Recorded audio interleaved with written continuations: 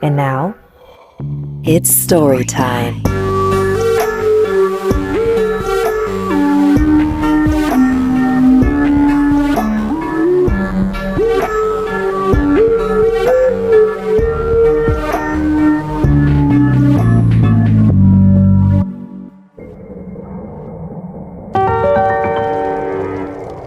It's September 2012. We're in Lima, the capital of Peru. A spokesperson from one of the country's biggest TV stations is giving an interview. She says, "The program is not to blame. Do not blame us for the death of Ruth Talia." She's the production manager on a brand new quiz TV show. Its first episode aired 2 months ago, and it hasn't left the headlines since. The name of the show is El Valor de la Verdad, or The Value of the Truth.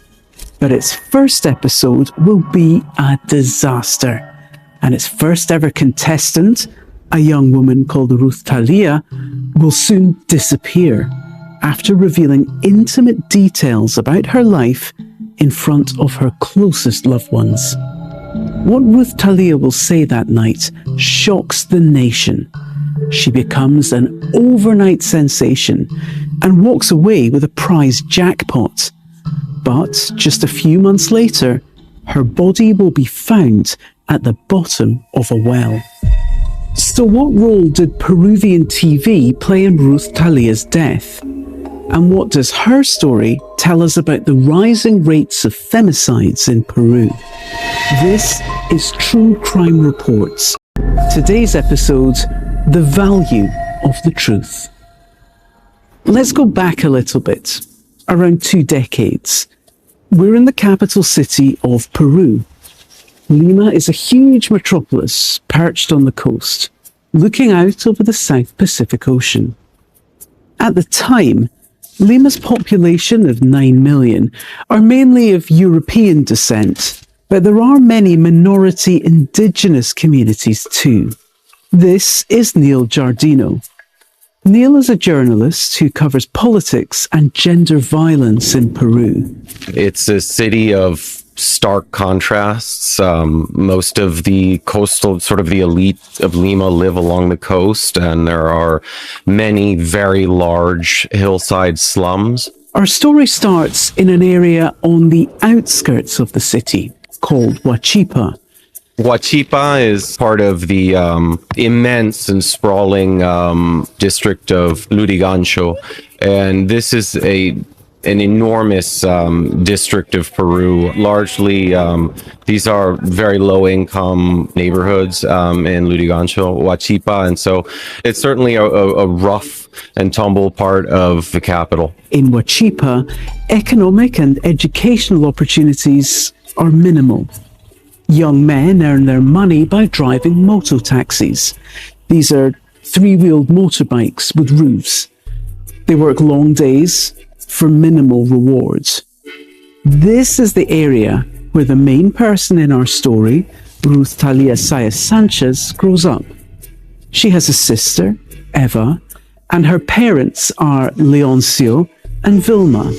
They used to live in the mountains, but like many indigenous families, moved to the city to find work. Life here can be tough. Ruth Talia and her sister are bullied at school for only being able to speak the indigenous Inca tongue, Quechua.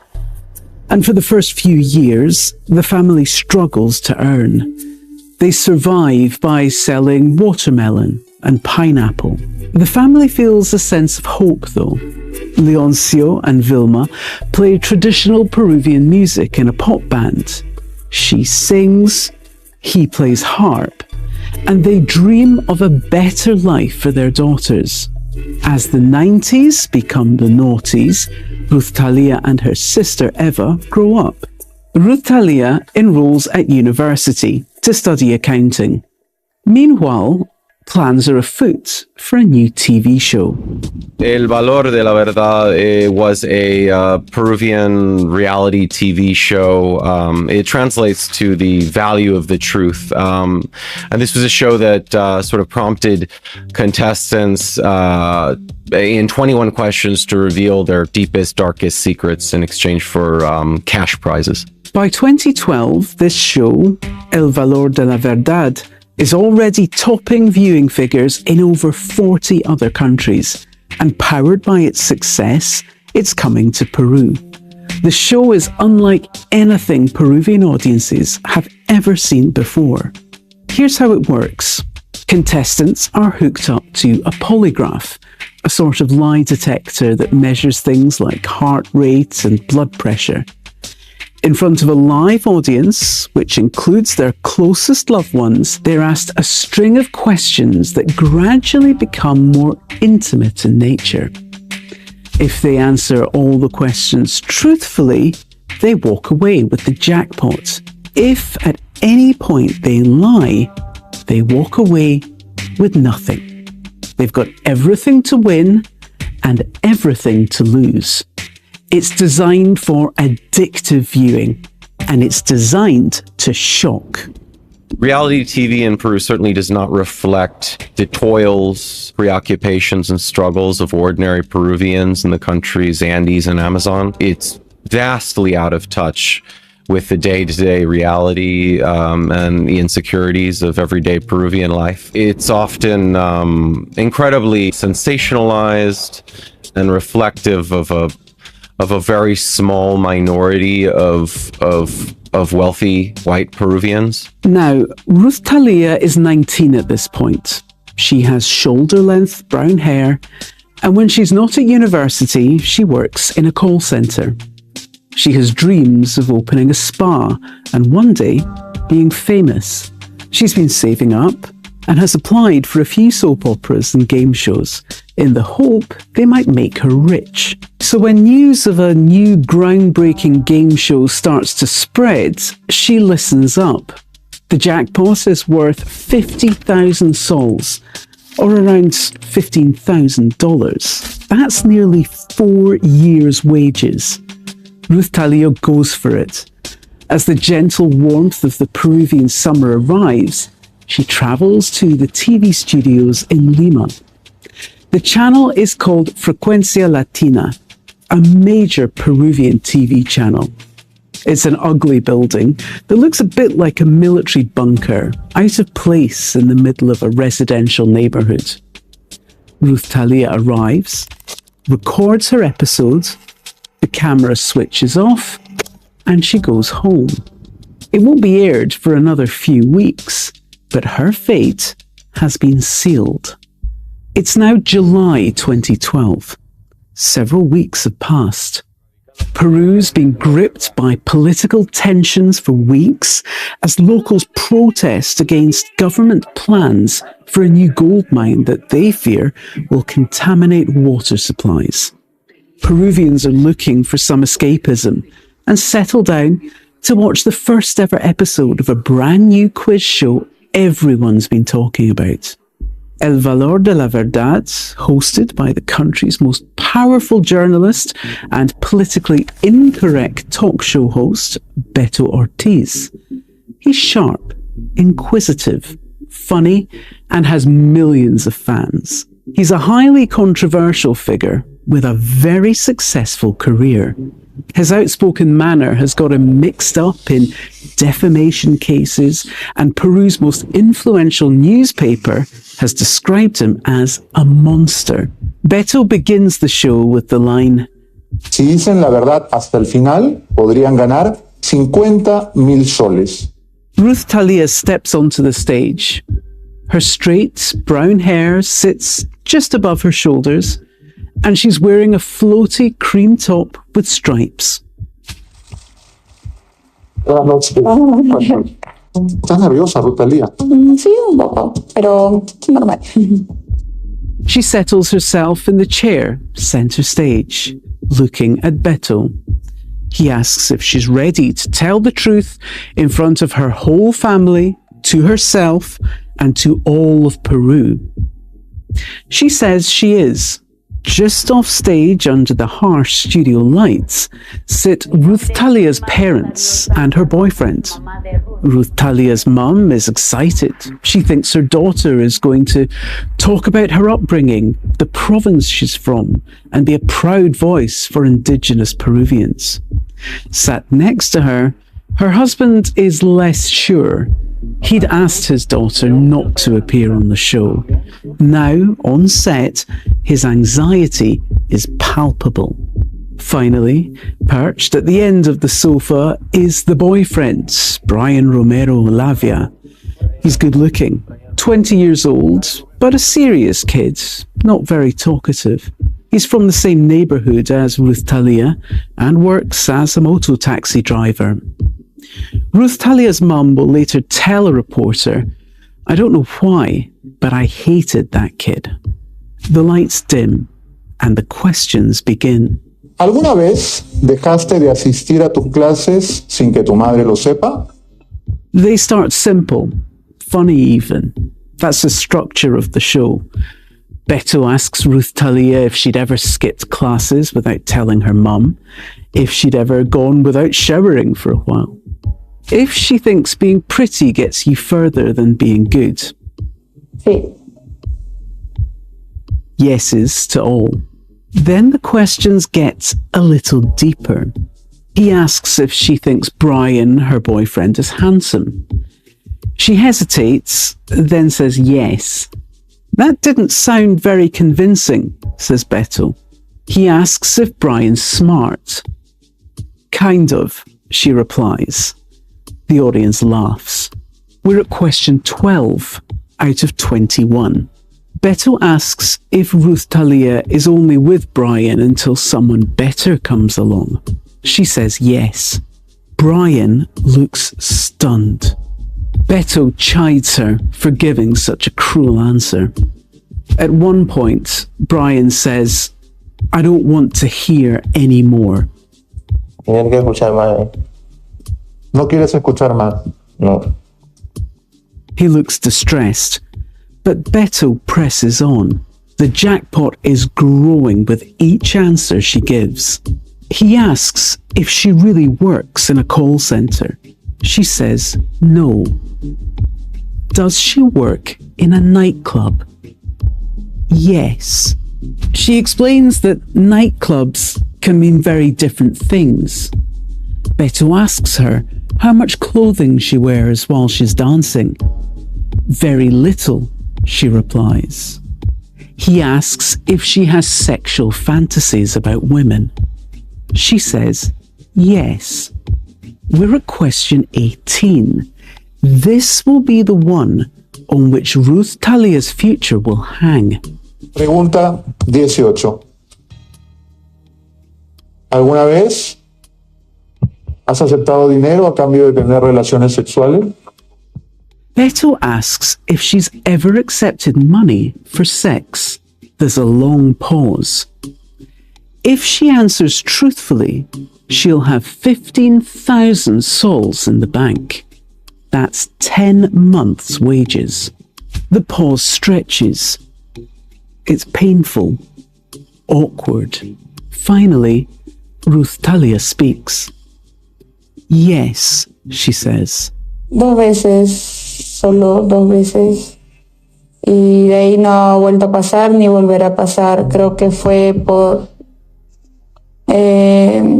cuestiones económicas, o sea, que estábamos en una situación económica muy crítica. Beto asks her if she wants to stop there or try for the jackpot. Ruth thinks for a while before replying, Me retiro. As the credits roll, Ruth Talia stands up, walks to the sofa where her parents and boyfriend sit, and drops to her knees before her ashen-faced mother. The host Beto turns to the camera and says, "The truth is always illuminating. It will not do harm, even though it hurts." The show becomes an overnight sensation. It's a complete and total success. knocking the #1 show from the top spot. And Ruth Talia's face is everywhere. She's all over the news, photographed next to a manager from the TV channel holding a check for 15,000 sols, grinning. But that's where her good fortune ends. She and Brian break up, and very soon the tide of public shock and anger turns against her. The Sanchez family phone is ringing off the hook. Members of Ruth's family are calling to say how ashamed they are. The fact she'd lied about her workplace, that she'd accepted money for sex, that she'd had sexual fantasies about women, and the humiliation she'd put Brian through. It's all too much for a country where, around this time, 65% of the population oppose gay marriage, and prejudice towards indigenous communities is stark. Ruth Talia's revelations would be incredibly shocking to ordinary Peruvians. This is a very conservative Catholic nation that looks down on certain sexual taboos, including homosexuality. The media piles in on Ruth Talia. Television news in Peru is often highly sensationalized, often toes a certain state narrative. In a country that's deeply divided, Peruvians are not looking to television news to inform themselves. It's much more geared towards sensationalism and entertainment. News outlets hound Brian, who tells them he can never forgive her for what she's put him through. He visits the TV station, asking for compensation for his humiliation. When that fails, he turns up at his ex-girlfriend's home, demanding a cut of the prize money. Ruth Talia retreats within herself. She tells her mum she's thinking of taking her own life. The summer passes. It's September, 2 months since the episode aired. It's a Tuesday evening, and Ruth Talia is leaving her accounting classes. She gets on the bus to her neighbourhood of Huachipa. The next morning, Vilma shakes her husband awake in desperation. Talia has not come home, she says. Let's step back from Ruth Talia's story for a moment, as it's important to give some cultural context. This is 2012 Peru. Racial and ethnic divides at the time are stark. There's a long-standing history of persecution of indigenous Peruvians, war crimes, ethnic cleansing, and forced sterilizations. Violence against women is widespread too. This is a country of 33 million in which 1 in 3 women experience some form of physical or sexual violence. In 2016, Peru's Human Rights Ombudsman reports that on average, 10 women were murdered by their partners every month. Another study showed that between 2009 and 2015, in 81% of cases of attempted femicide, no measures were taken by authorities to protect the victims. 24% of those women were then subsequently murdered by their partners. This is the context in which our story unfolds. It's been 4 days since Ruth Talia was last seen.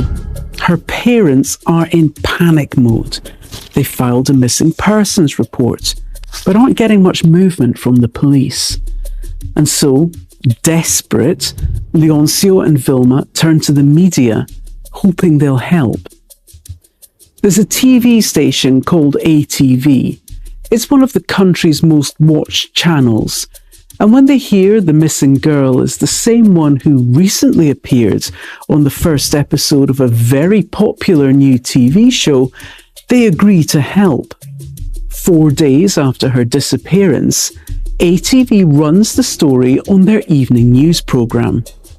The newsreader calls Ruth Talia the prostitute from El Valor de la Verdad. Vilma will later say, "They killed me in my heart." The media intrusion ramps up. Leoncio and Vilma are followed everywhere by camera crews as they search desperately for help.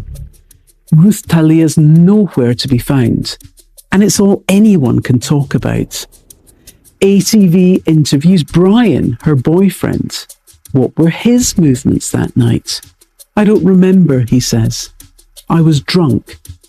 Where is Ruth Talia?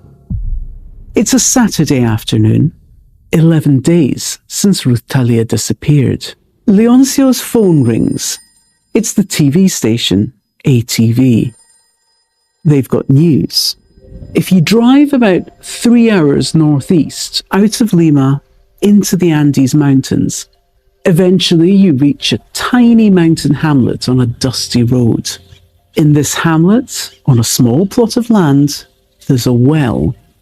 And at the bottom of that well, the voice at the end of the phone tells Leoncio, covered by rocks and concrete, a body's been found. This plot of land is owned by a man called Reddy Lever. Reddy Lever is Brian's uncle. Immediately, things start to happen. Back in Lima, a figure appears at the missing persons office on España Street. It's a young man. He wants to confess. It's Brian. It was an accident, he says. They'd argued, and it just happened. Brian takes a group of officers to the place where he'd buried her.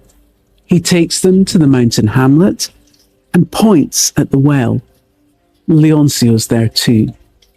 On recognizing his daughter, he throws a rock at Brian's head. It's a few days later.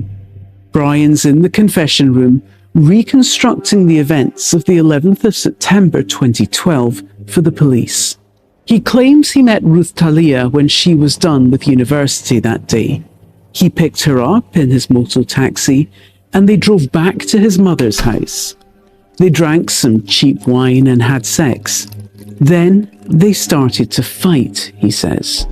She tells me, I don't know what I'm doing talking to a poor moto taxi driver. And that's when I grabbed her by the throat. She passed out, he says. I listened to her heart. I didn't hear anything. I grabbed her and shook her hard. I got scared. He waits for several hours, but Ruth Talia doesn't move. With the help of his uncle, he tells police he takes a motorcycle taxi and drives the body 3 hours into the mountains. But it was an accident, Brian says. He didn't mean to. It was a crime of passion. The death of Ruth Talia is the top story on every channel, except for Frecuencia Latina, the network where this story began. Incredibly, it's business as usual there, and they run with their regular Saturday programming, El Valor de la Verdad. A few days later, a production manager for the channel makes the announcement. Of course, we're going to continue with the program, because the program is not to blame, she says. Do not blame us for the death of Ruth Talia. Time passes. Leoncio, Vilma, and their daughter Eva grieve while Brian and the uncle await trial. We're now in early 2014, a year and a half later. Season 3 of El Valor de la Verdad has just begun, and the long-forgotten media storm surrounding Ruth Talia's death is about to be reignited. On the outskirts of Lima stands a large, grey, imposing building. It's called Lurigancho, and it's Peru's largest prison. It's been called corrupt, overcrowded, and violent. A high school for criminality. And it's here that the trial for the murder of Ruth Talia is due to begin. Leoncio, Vilma, and their daughter Eva have long suspected Brian had sinister motives in killing his ex-girlfriend. This was premeditated, they think, but Brian's lawyers are saying differently. Brian made a mistake. The uncle was an innocent bystander, and this was a crime of passion, they insist. So it was important for Ruth Talia's killer to insist that this was a crime of passion rather than a premeditated killing, in that it would sort of dictate and guide sentencing protocols. This difference is key. Premeditated murder or accident. If Brian can convince the courts it was a crime of passion, that holds a far lesser sentence for both him and the uncle. The sentence for premeditated murder is life. But it's Brian and the uncle's word against no one's. The only person in the world who would have been able to say otherwise is Ruth Talia.